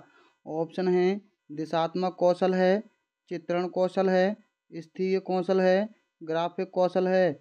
दोस्तों इसका सही जवाब है ऑप्शन दूसरा, ये चित्रण कौशल कहलाती है। अगला प्रश्न है, किस राष्ट्रीय पाठ्यचर्या फ्रेमवर्क यानी एनसीएफ ने प्राथमिक स्तर पर एक एकीकृत पाठ्यचर्या क्षेत्र के रूप में पढ़ाए जाने के लिए पर्यावरण अध्ययन की सिफारिश की है? पहला है एनसीएफ 2005 ने, 1988 ने, 2000 ने, 1975 ने। दोस्तों इसका सही जवाब है ऑप्शन डी, एनसीएफ 1975 ने इसकी सिफारिश की थी। अगला प्रश्न है, भारत में किस क्षेत्र में स्थानांतरित खेती करने का रिवाज है? उत्तर पूर्वी क्षेत्र में, दक्षिणी क्षेत्र में, उत्तर पश्चिमी क्षेत्र में, दक्षिण पूर्वी क्षेत्र में। दोस्तों इसका सही जवाब है उत्तर पूर्वी क्षेत्र में। अगला प्रश्न है, नदी बांध से उत्पन्न जल विद्युत के लिए निम्नलिखित में से कौन सा कथन सत्य नहीं है? पहला है, बांध टिकाऊ विकास को प्रोत्साहित करते हैं। यह पानी या हवा को प्रदूषित नहीं करता है। जल विद्युत सुविधाओं से बड़े पर्यावरणीय प्रभाव हो सकते हैं। बांध स्वदेशी लोगों को अपनी नदी की जीवन रेखाओं से अलग करते हैं। दोस्तों इसका सही जवाब है ऑप्शन पहला, बांध टिकाऊ विकास को प्रोत्साहित करते हैं। ये कथन गलत है। अगला प्रश्न है, निम्नलिखित में से कौन सी ग्रीन हाउस गैस या गैसें हैं? दोस्तों इसका सही जवाब उपरोक्त सभी है। कार्बन डाइऑक्साइड, मीथेन और जल वाष्प, ये तीनों ही ग्रीन हाउस गैसें हैं। अगला प्रश्न है, भारत में ठंडे रेगिस्तान मानसून से प्रभावित क्यों नहीं होते? पहला है, ठंडे रेगिस्तान में गर्म गर्मियाँ और बेहद ठंडी सर्दियाँ होती हैं। ठंडे रेगिस्तान हिमालय की वृष्टि छाया में है। ठंडे रेगिस्तान में हवा बहुत पतली होती है। ठंडे रेगिस्तान बहुत ऊंचाई पर हैं। दोस्तों इसका सही जवाब है हिमालय पर्वत, यानी हिमालय पर्वत के कारण वहाँ वृष्टि छाया के अंतर्गत है, वहाँ बरसात कम होती है। अगला प्रश्न है, ताजमहल के पीले होने के लिए निम्नलिखित में से कौन सा जिम्मेदार है? पहला है, nitrogen oxide, sulphur dioxide, sulphur, chlorine. दोस्तों इसका सही जवाब है ऑप्शन दूसरा, सल्फर डाइऑक्साइड इसके लिए जिम्मेदार है। अगला प्रश्न है, गोलकोंडा किला किसने बनवाया? ऑप्शन हैं, चोल राजवंश ने, चालुक्य राजवंश ने, काकतीय राजवंश ने, पल्लव राजवंश ने। दोस्तों इसका सही जवाब है ऑप्शन तीसरा, ये बनवाया था काकतीय राजवंश ने। अगला प्रश्न है, दोस्तों आपको जब भी घनत्व और आयतन वाला प्रश्न दिखाई दे, आपको कुछ नहीं करना है। जो भी दो संख्याएं दे रखी हैं उन दोनों का गुणा करना है। इसका गुणा करना है 15 का गुणा 3 में। इसका सही जवाब है ऑप्शन दूसरा, 45 ग्राम इसका सही जवाब होगा। आपको बस केवल संख्याएं बदल जाएंगी, प्रश्न वही रहेगा। आपको दोनों संख्याओं का गुणा करके आंसर निकाल लेना है। अगला प्रश्न है, दोस्तों अदिश राशि का मात्र एक बार प्रश्न पूछा गया था, उसके बाद आज तक एक भी बार अदिश राशि का प्रश्न नहीं पूछा गया। इसका सही जवाब है द्रव्यमान। द्रव्यमान एक अदिश राशि है। अगला प्रश्न है, एक ऐसी वस्तु जिसमें से कोई प्रकाश किरण गुजर नहीं सकती है कहलाती है? पहला है, अपारदर्शी, पारभासी, पारदर्शी, उत्तल। दोस्तों जिसमें से गुजर नहीं सकती यानी चीज़ें आर पार नहीं जा सकती, उसे कहते हैं अपारदर्शी। अगला प्रश्न है, पृथ्वी की सतह पर किसी वस्तु का भार क्या होगा जिसका द्रव्यमान चंद्रमा की सतह पर 10 किलोग्राम है?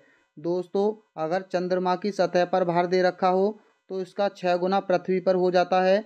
अगर पृथ्वी पर दे रखा हो तो 6 का भाग देना है जितना भी उसमें वो दे रखा हो। इसका 6 गुना का मतलब है 60 किलोग्राम। अगर ये ही यहाँ 60 किलोग्राम पृथ्वी का भार दे रखा होता तो चंद्रमा का भार 10 किलोग्राम हो जाता। अगर पृथ्वी पर चंद्रमा के 6 गुना अधिक होता है भार। अगला प्रश्न है, एक विलय का विघटन दर किस पर निर्भर करता है?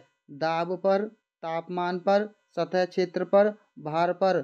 दोस्तों इसका सही जवाब है ऑप्शन तीसरा, सतह क्षेत्र पर निर्भर करता है। अगला प्रश्न है, झूम खेती में अपनाई जाने वाली पद्धति के विषय में नीचे दिए गए कथनों पर विचार कीजिए।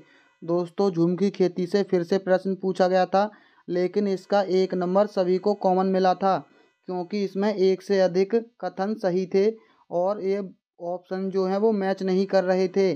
जैसे एक फसल प्राप्त काटने के बाद ज़मीन को कुछ सालों तक ऐसे ही छोड़ देते हैं, ये कथन बिल्कुल सही था। उस जगह जो कुछ भी उगाता है उसे जला देते हैं, ये भी बिल्कुल सही कथन था।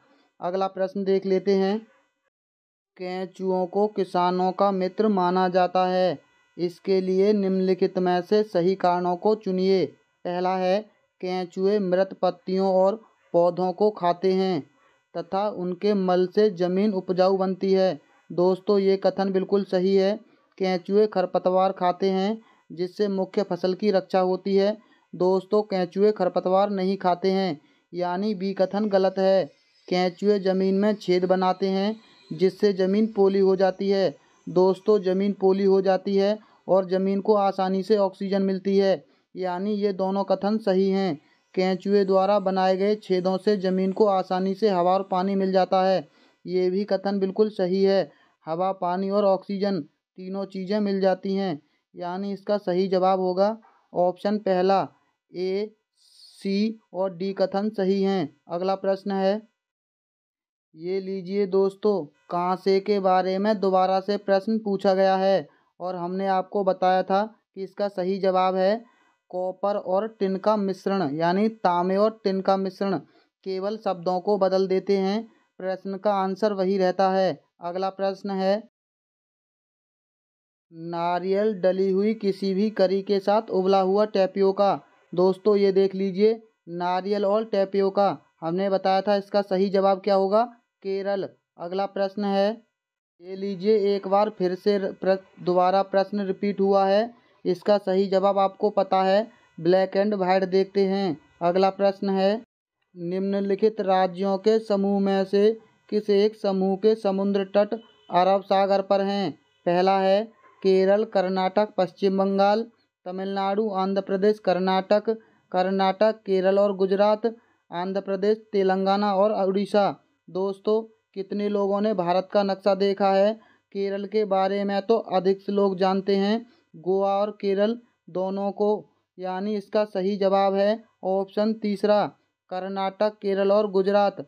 ये सभी इस तरफ हैं भारत के। अगला प्रश्न है, हमारे देश के मानचित्र में झारखंड कहाँ स्थित है? दोस्तों उड़ीसा के उत्तर में, छत्तीसगढ़ के दक्षिण पूर्व में, उत्तर प्रदेश के पश्चिम में, पश्चिम बंगाल के पूर्व में। दोस्तों ये उड़ीसा के ठीक ऊपर है, यानी उत्तर दिशा में। इसका सही जवाब है ऑप्शन पहला। अगला प्रश्न है, निम्नलिखित में से क्या पेट्रोलियम से प्राप्त नहीं होता है? दोस्तों ग्रीस, कोयला, डीजल और मोम।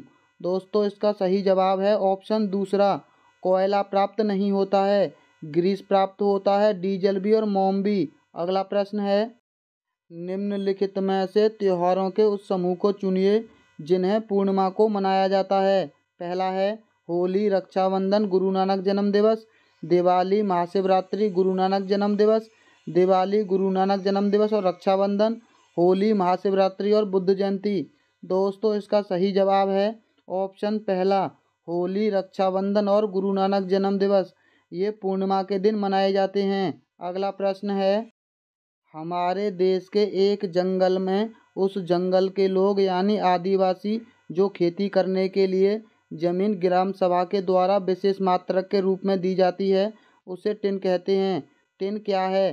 दोस्तों ऑप्शन है, वह भूमि जिससे कोई किसान एक टिन बीज उत्पन्न करता है, वह भूमि का मात्रक जिसकी अभिकल्पना विशेष रूप से जंगलों के किसानों के लिए की गई है, वह भूमि जिसकी विमाएँ 100 मीटर गुणा 100 मीटर हैं, वह भूमि जिस पर कोई किसान एक टिन बीज बोता है। दोस्तों इसका सही जवाब है ऑप्शन चौथा, एक टिन बीज बोने वाली भूमि को टिन भूमि कहा जाता है। अगला प्रश्न है, नीचे दिए गए शहरों में से किस एक में रेत के पहाड़ जिन्हें रेत के टीले कहा जाता है पाए जाते हैं? बर्लिन में, थिम्पू में, काबुल में, अबू धाबी में। दोस्तों इसका सही जवाब है ऑप्शन चौथा, अबू धाबी में पाए जाते हैं। अगला प्रश्न है, निम्नलिखित में से कौन सा वर्तमान पर्यावरण अध्ययन पाठ्यक्रम के 6 मुख्य थीमों में से नहीं है? दोस्तों इसमें से उप थीम कौन सी है ये बताना है।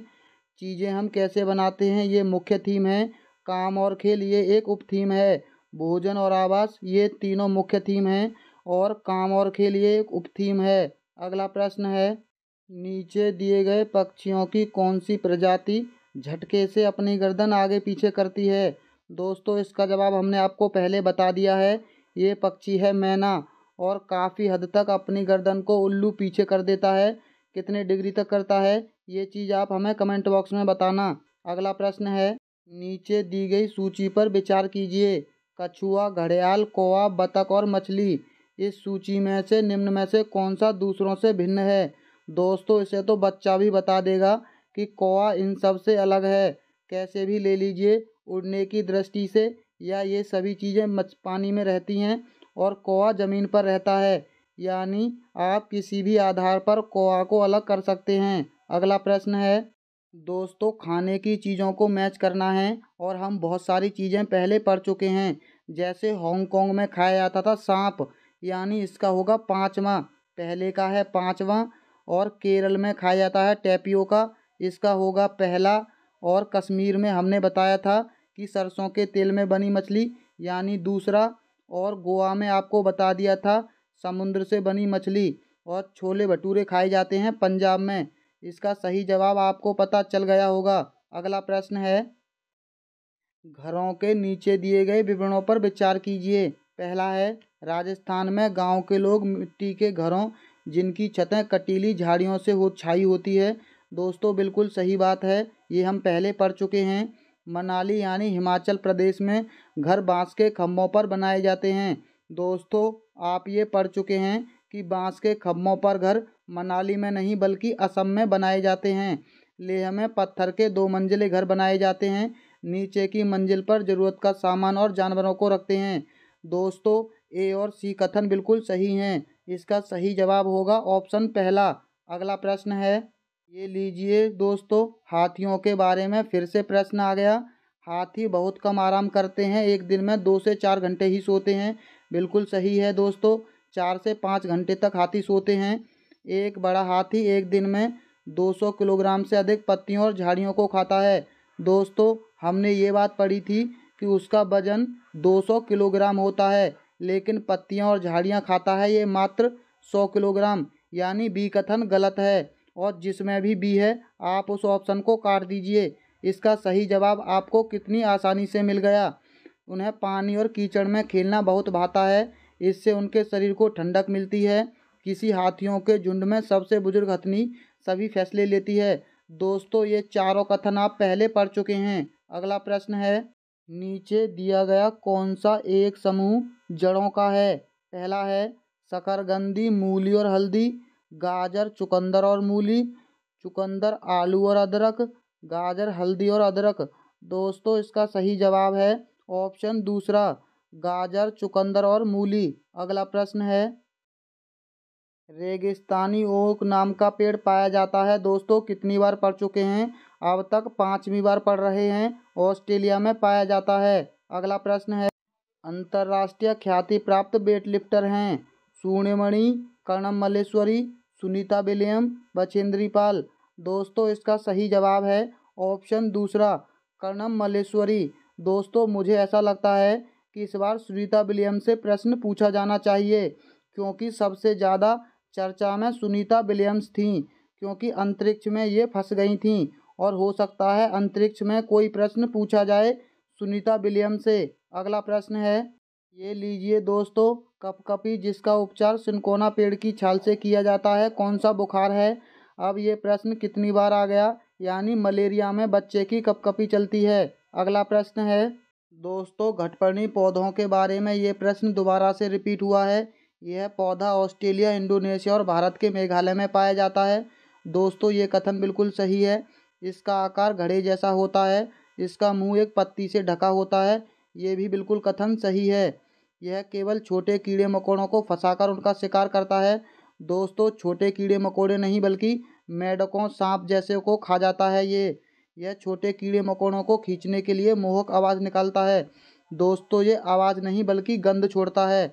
यानी इसका सही जवाब वो ऑप्शन होगा जिसमें ए और बी कथन सही होंगे। अगला प्रश्न है, भारत की आज़ादी से पहले महात्मा गांधी ने जिस डांडी के समुद्र तट तक अपनी प्रसिद्ध यात्रा की थी वह भारत के नीचे दिए गए किस राज्य में स्थित है? दोस्तों महात्मा गांधी गुजराती थे और ये स्थित है गुजरात राज्य में। अगला प्रश्न है, नीचे दिए गए कौन से एक राज्य में तोरांग का अर्थ जंगल होता है? दोस्तों ये होता है झारखंड राज्य में। झारखंड में तोरांग का अर्थ जंगल होता है। अगला प्रश्न है, नीचे दिया गया कौन सा कथन मधुमक्खियों और छत्तों के विषय में सही नहीं है? दोस्तों इस प्रश्न का जवाब सबको एक एक कॉमन नंबर मिला था, क्योंकि इसमें 2 कथन गलत थे। कैसे गलत थे अब देख लीजिए। छत्ते में केवल कुछ नरमक्खियाँ होती हैं। दोस्तों ये बात सही है कि कुछ नरमक्खियाँ होती हैं, लेकिन केवल नरमक्खियाँ होती हैं ऐसा नहीं है, उसमें मादा मक्खी भी होती हैं। इसलिए पहला भी ऑप्शन गलत था। और नरमक्खियाँ छत्तों के लिए अत्यंत महत्वपूर्ण होती हैं, ये कथन भी गलत था। नरमक्खियाँ महत्वपूर्ण नहीं होती हैं। आपको हमेशा इस कथन का ध्यान जरूर रखना है कि नरमक्खियाँ अत्यंत महत्वपूर्ण नहीं होती। और रानी, एक छत्ते में रानी मक्खी होती है जो अंडे देती है, ये बिल्कुल सही है। और छत्ते में बहुत सारी काम करने वाली मक्खियाँ होती हैं, ये भी कथन बिल्कुल सही है। अगला प्रश्न है मिर्ची वाला प्रश्न। दोस्तों दोबारा से रिपीट हुआ है दक्षिण अमेरिका से। अगला प्रश्न है हमारे देश का संविधान निम्नलिखित में से किसके नेतृत्व में बनाया गया। दोस्तों इसका सही जवाब है ऑप्शन चौथा, डॉक्टर भीमराव अंबेडकर के नेतृत्व में बनाया गया था संविधान। अगला प्रश्न है, ये देख लीजिए दोस्तों, पोचमपल्ली वाला दोबारा से रिपीट हुआ है, यानी तेलंगाना इसका सही जवाब है। अगला देख लेते हैं। ये लीजिए दोस्तों, ये प्रश्न भी दोबारा से रिपीट हुआ है, आंवला पालक गुड़। अगला प्रश्न देख लेते हैं। दोस्तों ये प्रश्न भी दोबारा से रिपीट हुआ है, बाज, चील और गिद्ध। अब तक 3 प्रश्न लगातार रिपीट हुए हैं दोस्तों। लीजिए दोस्तों, बांस के खम्भों वाला प्रश्न भी दोबारा से रिपीट हुआ है, यानी असम इसका सही जवाब है। अगला देख लेते हैं। निम्नलिखित में से किसने मटर के पौधों के साथ प्रयोग किए और यह पाया कि मटर के पौधों में कुछ ऐसे लक्षण होते हैं जो जोड़ियों में पाए जाते हैं, जैसे चिकने या खुरदरे, लंबे या बौने, पीले या हरे आदि।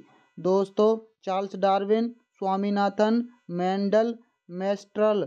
दोस्तों इसका सही जवाब है ऑप्शन तीसरा, ग्रोगर जोहान मेंडल ने इस पर परीक्षण किया था। अगला प्रश्न है निम्नलिखित में से कौन सी असम में खाए जाने वाली चावलों की एक सामान्य किस्म है जो पकने के बाद चिपचिपे हो जाते हैं।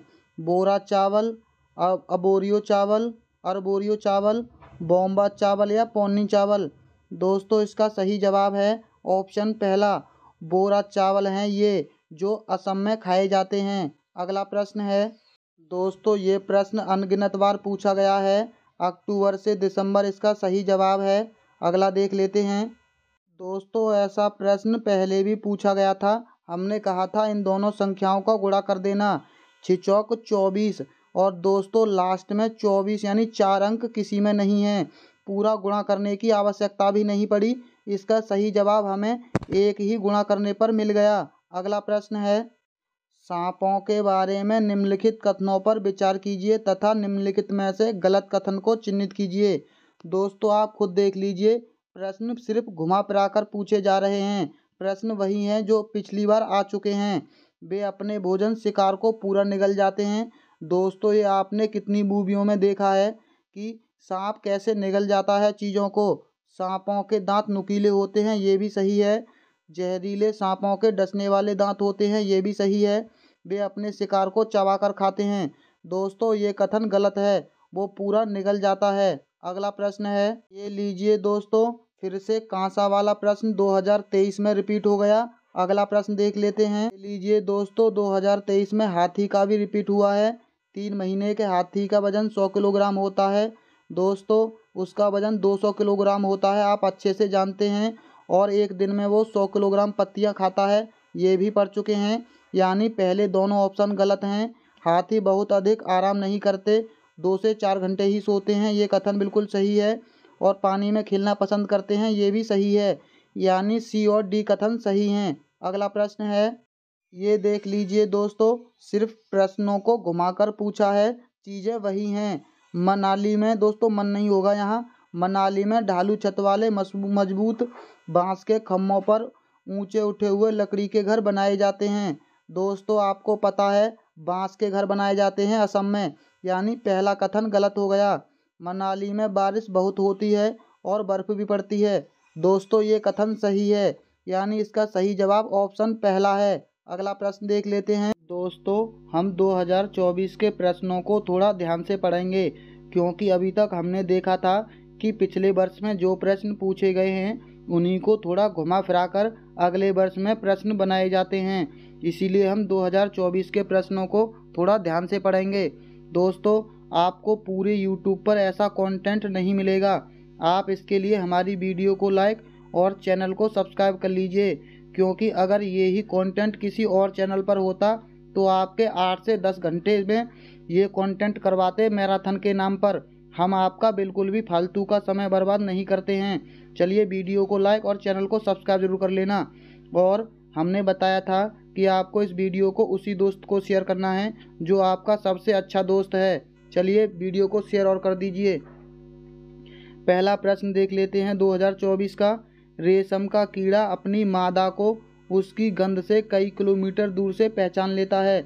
दोस्तों, ये कथन बिल्कुल सही है। NCERT में दे रखा है। कुछ मादा कीड़े फेरोमोन्स छोड़ते हैं जिसके गंध को नर कीड़े पहचान लेते हैं। दोस्तों, दोनों कथन बिल्कुल सही हैं। अगला प्रश्न देख लेते हैं। ये लीजिए दोस्तों, पोचमपल्ली वाला। अब तक ये 7वीं 8वीं बार प्रश्न पूछा गया है, यानी 2024 में भी पोचमपल्ली से प्रश्न आया था। इसका सही जवाब आपको पता है, इसे बताने की जरूरत नहीं है। अगला प्रश्न देख लेते हैं। EBS पाठ्यक्रम को 6 थीमों में बांटा गया है। पानी, आपसी संबंध, भोजन, यातायात, आवास एवं वस्तुएं कैसे कार्य करती हैं। दोस्तों, ये कथन बिल्कुल सही है। ये 6 थीमों में बांटा गया है और इसकी 4 उप थीमें भी हैं। और EBS के थीम बच्चों के जीवन के बहुत करीब है। दोस्तों, ये कथन दोनों सही हैं। इसका सही जवाब ऑप्शन तीसरा होगा। अगला प्रश्न है। कथन ए है, जाइलम जल और खनिजों को जड़ों से पौधों के बाकी हिस्सों तक पहुंचाता है। दोस्तों, ये कथन बिल्कुल सही है। फिलोयम भोजन को पत्तियों से पौधों के विभिन्न भागों में स्थानांतरित करता है। दोस्तों, ये दोनों कथन सही हैं। इसको याद रखने का सबसे आसान तरीका है, जा से जाइलम और जा से जल, फा से फिलोयम और फा से फल, और फल आते हैं भोजन के अंदर। इन दोनों को आप इस विधि से याद रख सकते हैं, यानी ये दोनों कथन सही हैं। एग्जामिनर हो सकता है 2024 में जो इस बार पेपर होने वाला है उसमें जाइलम की जगह फिलोयम रख दे और फिलोयम की जगह जाइलम। आप इस बात को विशेष करके ध्यान रखना, ये बहुत ही इम्पोर्टेंट प्रश्न है। अगला प्रश्न है। डॉक्टर मरीजों से मलेरिया की पहचान के लिए खून की जांच करने के लिए निर्देशित करते हैं। खून की जांच से। दोस्तों, ये देख लीजिए, मलेरिया को थोड़ा घुमाकर प्रश्न पूछा है। इसमें मादा मच्छर के अंडों की उपस्थिति का पता चलेगा, इसमें उपस्थित जीवाणुओं का पता चलेगा, इसमें उपस्थित हीमोग्लोबिन का पता चलेगा, इसमें उपस्थित लोह तत्व की मात्रा का पता चलेगा। दोस्तों, इसका सही जवाब है ऑप्शन दूसरा, इसमें उपस्थित जीवाणुओं का पता चलेगा जांच से। अगला प्रश्न है। घड़ीसर से संबंधित निम्नलिखित कथनों में से कौन सा कथन सही नहीं है। दोस्तों, इस प्रश्न को विशेष करके ध्यान रखना, क्योंकि ये प्रश्न पहली बार पूछा गया है और आगे इस प्रश्न से बनने की संभावना 100% है, क्योंकि एग्जामिनर ऐसा ही करता है। इससे पहले नया प्रश्न देता है, फिर उसी से अगले वर्ष उस प्रश्न से घुमाकर प्रश्न पूछता है। शायद इस बार हो सकता है कथन बनाकर प्रश्न को पूछे, इसीलिए इन चारों ऑप्शनों को विशेष करके पढ़ने की ज़रूरत है। पहला है, यह 9 तालाबों से जुड़ा हुआ है। दोस्तों, ये कथन बिल्कुल सही है। ये 9 तालाबों से जुड़ा हुआ है। यह तालाब आज भी प्रयोग में है। दोस्तों, ये तालाब आज भी प्रयोग में नहीं है। इसका सही जवाब तो आपको मिल गया, लेकिन बाकी के ऑप्शनों को पढ़ने की बहुत ज़रूरत है। जैसलमेर राजा घरसी ने इसे बनवाया था, ये बिल्कुल सही है। यह लगभग 650 साल पहले बनाया गया था। दोस्तों, एक बार और आप इन प्रश्नों को देख लीजिए। यह 9 तालाबों से जुड़ा हुआ है। जैसलमेर के राजा घरसी ने इसे बनवाया था और 650 साल पहले बना था। अगला प्रश्न है। ये देख लीजिए दोस्तों, इससे पहले के वर्ष में पहली बार बोरा असम वाला प्रश्न आया था और अगले वर्ष में उसने इस प्रश्न को कथन में रखा है। इसीलिए हम बोल रहे हैं कि घड़सी वाला प्रश्न बहुत ही इम्पोर्टेंट है। बोरा असम में उपयोग की जाने वाले धान का एक सामान्य प्रकार है। दोस्तों, ये बिल्कुल सही है। हमने देखा था कि बोरा एक चिपचिपा चावल होता है जो असम में खाया जाता है, यानी ये बिल्कुल सही है। धान की खेती चिकनी मिट्टी में अच्छी होती है। यह इस फसल को प्रचुर पानी देती है। बिल्कुल सही है, प्रचुर पानी चाहिए दोनों कथन सही हैं। अगला प्रश्न देख लेते हैं। दोस्तों अल-बिरूनी से पूछा गया प्रश्न है, ये भी प्रश्न बहुत इम्पोर्टेंट है। इसमें से कथन बनाकर प्रश्न आने की संभावना है। इनमें से कौन सा कथन सही नहीं है? पहला है, उसने भारत के उस समय के तालाबों के बारे में कुछ नहीं लिखा। दोस्तों ये कथन ही गलत है। इसका सही जवाब ऑप्शन पहला मिल गया, लेकिन हमें सभी प्रश्नों को यानी सभी ऑप्शनों को पढ़ने की ज़रूरत है। उसने अपने लेखों में भारत में तालाब बनाने की तकनीकी की प्रशंसा की। ये कथन बहुत ही इम्पोर्टेंट है, ये बिल्कुल सही है। अल-बिरूनी आज यहाँ से आए थे, उसे आजकल उज़्बेकिस्तान कहते हैं, ये भी बिल्कुल सही है। 1000 से भी ज़्यादा साल पहले वह भारत आए थे। दोस्तों ये भी कथन बिल्कुल सही है। अगला प्रश्न देख लेते हैं। दोस्तों जोहड़ से संबंधित प्रश्न पूछा गया है और पहली बार आया है जोहड़ शब्द। यह आसपास के कुओं में ज़मीन का पानी इकट्ठा करता है, यह नदियों से पानी इकट्ठा करता है, यह समुदाय आधारित वर्षा जल संचयन प्रणाली है, यह पानी से अशुद्धियों को फिल्टर करता है। दोस्तों इसका सही जवाब है ऑप्शन तीसरा, यह समुदाय आधारित वर्षा जल संचयन प्रणाली है। अगला प्रश्न है, ये लीजिए दोस्तों, फिर से गुणा करने वाला प्रश्न आ गया, यानी 12 का गुणा 3 में करना है। इसका सही जवाब ऑप्शन पहला है, 12 तिया 36 यानी 36 ग्राम। अगला प्रश्न है, हम अधिक ऊंचाई की तुलना में समुद्र तल पर आसानी से खाना पका सकते हैं। दोस्तों ये कथन बिल्कुल सही है। अधिक ऊंचाई पर पानी का क्वथनांक बढ़ जाता है। दोस्तों ये कथन गलत है। क्वथनांक बढ़ता नहीं बल्कि घट जाता है। अगर क्वथनांक बढ़ जाता तो हम खाना ऊंचाई पर आसानी से पका सकते थे। इसका सही जवाब होगा ए कथन सही है, आर गलत है। अगला प्रश्न है, पक्षियों का अध्ययन करने वालों ने यह प्रक्षेपण किया है कि पक्षियों की एक विशेष प्रजाति में नर पक्षी अपने अपने घोंसले बनाते हैं। मादा पक्षी उन सभी घोंसलों को देखती हैं, इनमें से उसे जो सबसे अच्छा लगता है उसमें ही वह अंडे देने का निश्चय करती हैं। यह पक्षी का नाम है। दोस्तों इस प्रश्न को याद रखने के लिए हम आपको एक और ट्रिक बताते हैं कि जो मादा पक्षी है, यानी जो मादा पक्षी है वो अपने जो जिससे उसे शादी करनी है या उसके घर में अंडे देने हैं, यानी उसका पति हो गया और वो अपने पति का चुनाव कर रही है। और पति को क्या कहते हैं? वर, यानी स्वयंवर रच रही है। वो अपनी मर्जी से अपने पति को चुन रही है। और वर से इसे याद रख सकते हैं, ये है बीवर पक्षी। बीवर पक्षी जो मादा होती है वो अपने वर का चुनाव करती है। अगला प्रश्न है, दोस्तों मधुमक्खियों के बारे में प्रश्न पूछा गया है। मधुमक्खियां शहद के छत्तों में रहती हैं।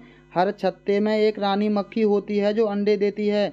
दोस्तों ये कथन हम पहले पढ़ चुके हैं, ये बिल्कुल सही कथन है।